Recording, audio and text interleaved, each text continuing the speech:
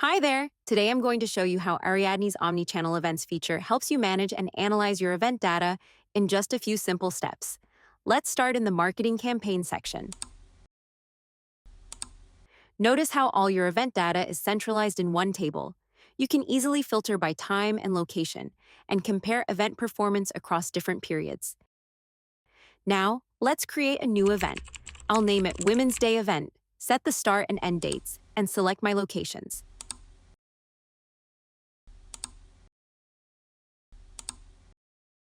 You can choose specific areas or simply click All Area if your event is company-wide. And just like that, our event is created and added to the list.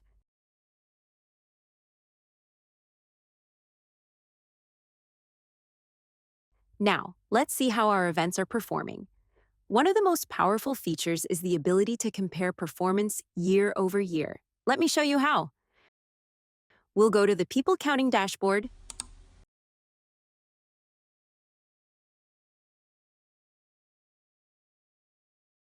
select October 2024 when these events took place, and compare it to the period before the events.